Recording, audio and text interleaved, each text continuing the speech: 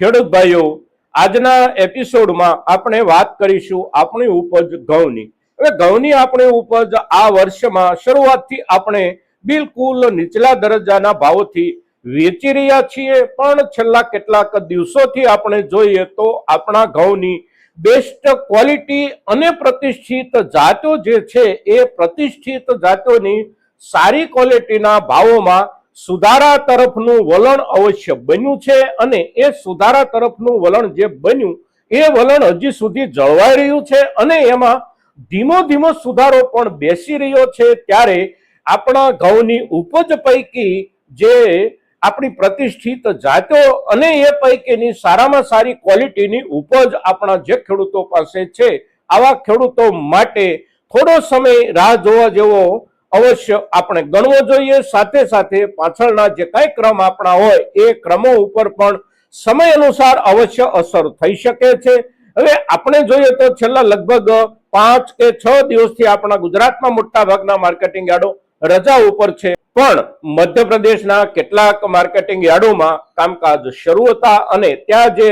કારોબાર થયા ભાવોનું જે લેવલ જોવા મળી રહ્યું છે એ લેવલની આજે આપણે ચર્ચા કરીએ છીએ. સાથે સાથે એનો આધાર લઈ અને આપણે વિચારીએ તો આગળના સમયમાં એકંદર આપણા સારી ક્વોલિટી અને પ્રતિષ્ઠિત જાતના ઘઉંની આગેવાની નીચે ઘઉંના બજારમાં સુધારો કેટલો મળી શકે અને ક્યાં સુધી મળી શકે, આ મુદ્દાની ચર્ચા એટલે આજના આપણા એપિસોડની મહત્વની ચર્ચા. મિત્રો, તો આજના આપણા આ એપિસોડમાં, આ વિડીયોમાં આપ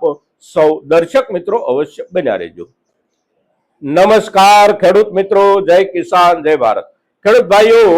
આપણે આપણા ઘઉં ઉપજ પર જે કાંઈ ચર્ચા આજના દિવસે કરીએ છીએ, આ ચર્ચા એટલે એકંદર આપણા બંધ બજારના દિવસો દરમિયાનની ચર્ચા છે. પણ બંધ બજારના દિવસો દરમિયાન પણ વેપારો જે થઈ રહ્યા હોય અને એ વેપારો પૈકી પણ કેટલાક માર્કેટિંગ યાર્ડો થોડું ઘણું કામકાજ પણ કરી રહ્યા હોય અને ત્યાં જે વેપારો થઈ રહ્યા હોય એ વેપારોના આધારે આપણે જ્યારે ઘઉંની ચર્ચા કરીએ છીએ ત્યારે વર્તમાન બજાર ભાવનું લેવલ આપણે જોઈએ તો આજે તારીખ છે 31 માર્ચ 2026 અને વાર છે મંગળવાર. 31 માર્ચ છે એટલે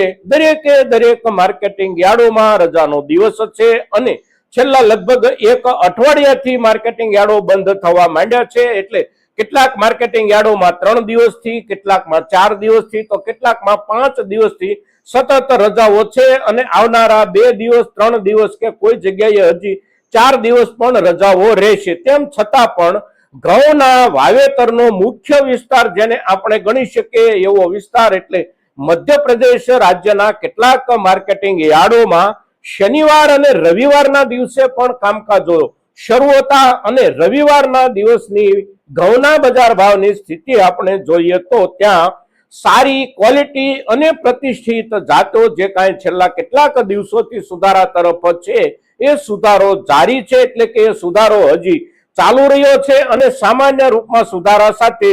રવિવારે જે વેપારો થયા એ વેપારોમાં ત્યાંની પ્રતિષ્ઠિત જાત એટલે સરબતી ટુકડા ઘઉં પાછળના દિવસોમાં આપણે જ્યારે એપિસોડ બનાવ્યો ત્યારે લગભગ 700 રૂપિયા ઉપરના ભાવથી વેચાયની જે કાંઈ વિગતો હતી એ વિગતોમાં પણ એ દિવસે લગભગ 10-15 રૂપિયાના સુધારા સાથે બજારમાં કારોબાર થયા છે. એટલે કે 750 રૂપિયા કે 760-70 રૂપિયા સુધી અવશ્ય વેચાણો થયા છે. ત્યાર પછી આપણે જોઈએ તો આપણા જ ગુજરાતની સંશોધિત ઘઉંના બિયારણની જે જાત છે એ જાત એટલે લોકવન ઘઉં, અને લોકવન ઘઉંની સારી ક્વોલિટીમાં પણ રવિવારના દિવસે લગભગ 600 રૂપિયા ઉપરના ભાવથી વેપારો થયા છે અને એ જે વેપારો થયા છે એ વેપારો આપણે જોઈએ તો લોકવન ઘઉંના વેપારો પાછળના દિવસે જે કાંઈ થતા હતા એની સરખામણીએ લગભગ 25 થી 30 રૂપિયાના સુધારા સાથે વેપારો થયા છે. પણ એ જે સુધારો બન્યો છે એ સુધારો કોઈ પણ જાતમાં માત્ર ને માત્ર સારી ક્વોલિટી, બેસ્ટ ક્વોલિટીની આવકો જે કાંઈ બજારમાં આવી હતી એ આવકોમાં જ સુધારો બેઠો છે. પાછળના જે કોઈ ક્રમ હોય એ ક્રમોમાં ખાસ કોઈ સુધારો નથી બેઠો, પણ આખરે સારી ક્વોલિટી, બેસ્ટ ક્વોલિટીની ઉપજમાં ભાવોમાં સુધારો બને એટલે એ સુધારાની અસર ટૂંકા ગાળે કે લાંબા ગાળે પણ અવશ્ય મધ્યમ ક્વોલિટી એટલે કે મીડિયમ ક્વોલિટી અને થોડી નીચલા દરજ્જાની ક્વોલિટી જે કાંઈ આવતી હોય એના ઉપર પણ બેસતી હોય છે ભાવોના સુધારાની અસર, પણ એને થોડો સમય લાગતો હોય છે. શરૂઆત જે થતી હોય છે બજારમાં સુધારાની, એ શરૂઆત હંમેશા કોઈ પણ ઉપજની બેસ્ટ ક્વોલિટી, સારામાં સારી ક્વોલિટી જે કાંઈ હોય એનાથી જ શરૂઆત થતી હોય છે. એટલે કે બજારમાં ભાવોની જે નેતાગીરી લેતી ઉપજ હોય એ ઉપજ એટલે બેસ્ટ ક્વોલિટીની ઉપજ અને ભાવોમાં સુધારાની શરૂઆત પણ ત્યાંથી જ થતી હોય છે. ઘઉંમાં છેલ્લા 15 દિવસ કે 3 અઠવાડિયાથી આપણે જોઈએ તો ઉપલી ક્વોલિટી અને પ્રતિષ્ઠિત જાતોની આવવાની બજારમાં શરૂઆત થઈ ત્યારથી એમાં થોડો સુધારો જે કાંઈ બેઠો છે એ સુધારો આપણા ગુજરાતની આપણી પોતાની ટુકડા ઘઉંની જે સારી ક્વોલિટીઓ બજારમાં આવી હોય એમાં પણ આપણને અવશ્ય સુધારો જોવા મળ્યો હતો. હવે બજાર જ્યારે શરૂ થાય ત્યારે એકંદર આપણને નવેસરથી નવા રૂપમાં આપણા પોતાના બજારો પણ જોવા મળી શકે છે. પણ એક વાત ધીમે ધીમે થોડા ચોક્કસ ચિત્રો સાથે આપણી સામે જે પ્રસ્તુત થઈ રહી છે એ વાત અને બજારનું એ ચિત્ર એટલે આપણી સારી ક્વોલિટીના ઘઉંમાં અત્યારે થોડા સમય માટે જે કોઈ ખેડૂતો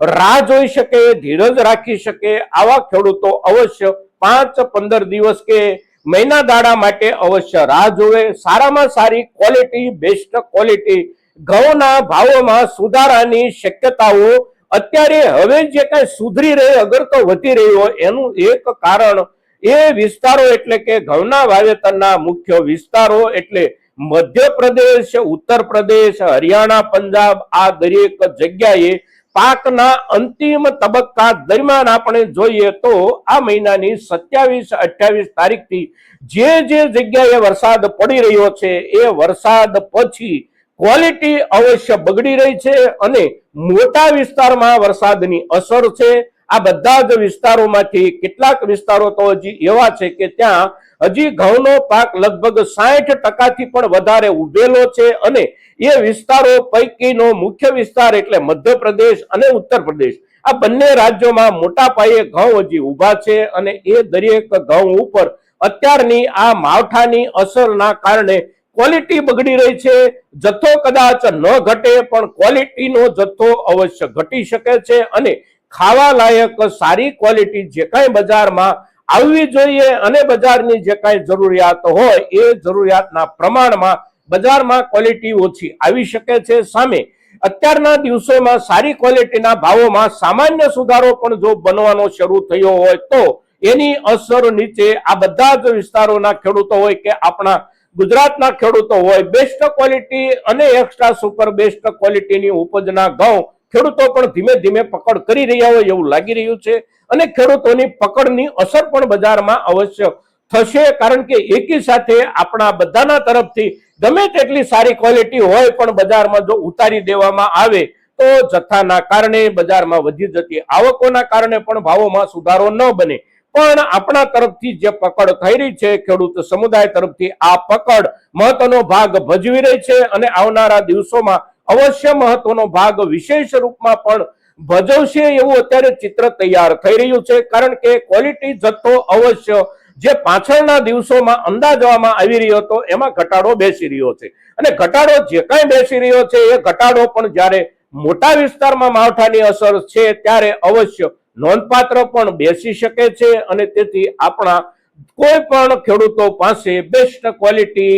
ઉપજના ઘઉં પાકીને આવ્યા છે તો થોડા દિવસ માટે આપણે અવશ્ય ધૈર્ય ધારણા રાખીએ તો બજારમાં સુધારાનો માહોલ અત્યારે જે કાંઈ તૈયાર થયો છે એ માહોલ અવશ્ય થોડો ઘણો આગળ વધી શકે છે અને 5% કે 7% જેટલો સુધારો બની જાય તો પણ એકંદર લેવલ ઘણું સારું બની જઈ શકે. સાથે સાથે એની પાછળના જે કાંઈ ક્રમો હોય એટલે કે મધ્યમ દરજ્જાની આપણી ઉપજ હોય કે થોડી નીચલા દરજ્જાની આપણી ઉપજ હોય તો એના ભાવોમાં હજી બજારમાં બહુ સુધારો આપણને નથી જોવા મળતો. પણ આખરે સારી ક્વોલિટીના સુધારાની આગેવાની નીચે મીડિયમ ક્વોલિટી અને થોડી નીચલા દરજ્જાની ક્વોલિટીના ભાવોમાં પણ સુધારો બની શકે છે. મિત્રો, તો આપણા ઘઉંની ઉપજ અત્યાર સુધી બજાર ભાવને લઈને જે ચિંતાજનક સ્થિતિએ હતી ત્યાંથી એકાદ ડગલું આગળ વધી શકે એવો માહોલ જ્યારે તૈયાર થઈ રહ્યો છે ત્યારે આ માહોલને આપણે સમજી અને આપણી ઉપજને વેચવા કે સાચવી રાખવાનો નિર્ણય કરીએ. મિત્રો, આજના દિવસે આપણી ઘઉં જેવી અતિ મહત્વની ઉપજ પર જ્યારે ચર્ચા કરીએ છીએ ત્યારે મહત્તમ ખેડૂતો સુધી આપણી આ ચર્ચા પહોંચે એ ખૂબ જરૂરી છે અને એને માટે આપ સૌના પ્રયાસોની અપેક્ષા સાથે જય કિસાન, જય ભારત.